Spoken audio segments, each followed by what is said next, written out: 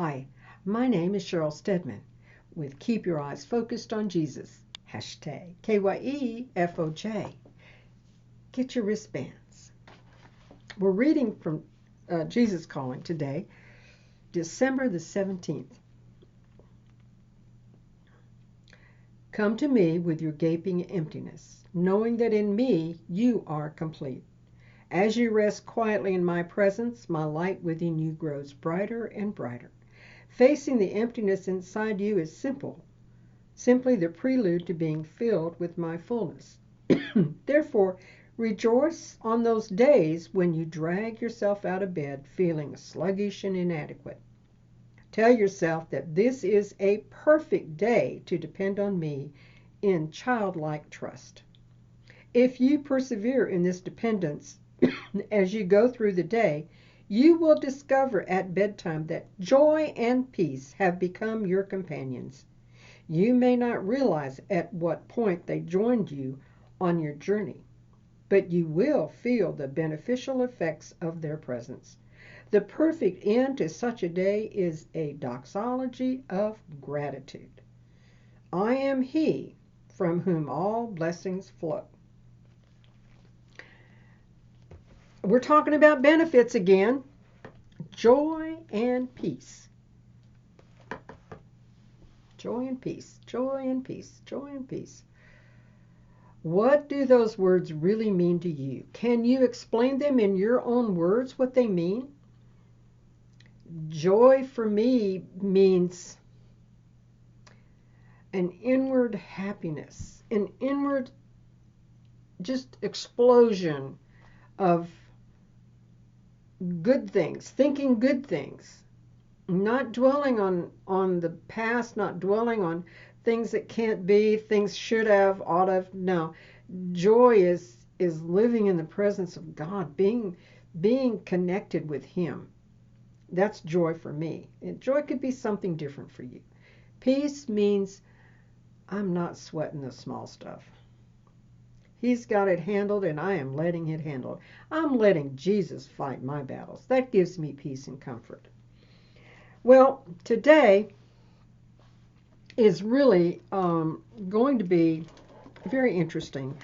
I can't embellish on today's word. I'm going to let the word speak for itself. So we're talking, and we're in the Amplified translation, and we're reading Matthew 5, and we think of it as the Beatitudes. Blessed is thee. Well, we're talking about benefits now. What is the benefit of giving your heart and soul, your every breath to Jesus? What are you going to get back in return? So listen to this. This is really good. I haven't really read this translation, and this was interesting for me too. And I'm going to kind of dance around chapter 5.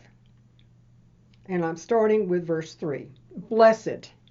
That means happy, to be envied, and spiritually prosperous with life joy and satisfaction in God's favor and salvation, regardless of their outward condition.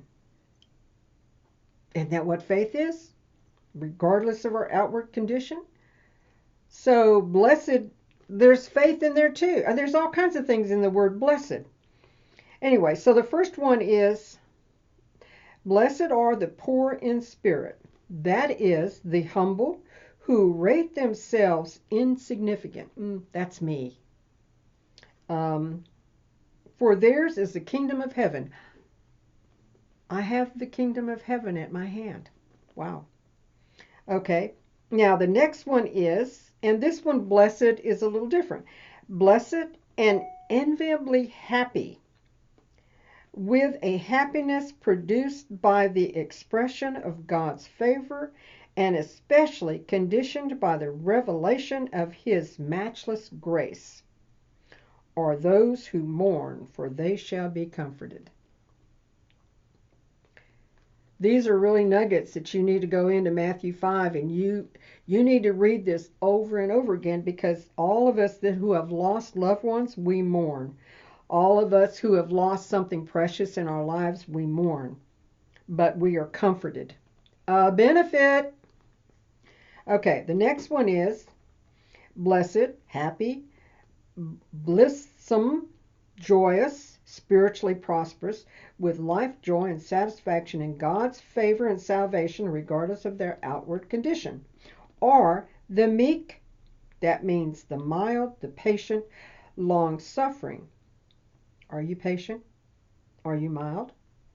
Can you say sometime? That's me. Sometime. For they shall inherit the earth. So we've gotten the poor there is the kingdom of heaven. Those that mourn will be comforted. These are benefits now. And then the meek, for they shall inherit the earth. You got to ask yourself, what does that mean? Why do I want to inherit the earth? You got to go back to Psalms 37:11 to find out. So remember, the Bible always explains itself. You go from one verse to another verse and it will explain it. Just like this explains what blessed means, and this explains what humble is, and the poor in spirit. So let's see. The next one is blessed and fortunate and happy and spiritually prosperous in that state in which the born-again child of God enjoys his favor and salvation, or those who hunger and thirst for righteousness. That, we know that righteousness is uprightness and right standing with God. See how it's explaining it in this chapter? I love that. I love that translation. For they shall be completely satisfied. Another benefit. You're totally satisfied. You're not? That's because you're not looking in the right direction. You are totally satisfied. Blessed, happy to be envied and spiritually prosperous, with life joy and satisfaction in God's favor and salvation, regardless of their outward conditions, are the merciful, for they shall obtain mercy. You want mercy?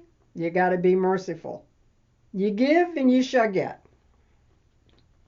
And the next one is blessed are the pure in heart, for they shall see God. Have any of these benefits been a new car, a house, more money? No. These benefits are not material, except for the one that said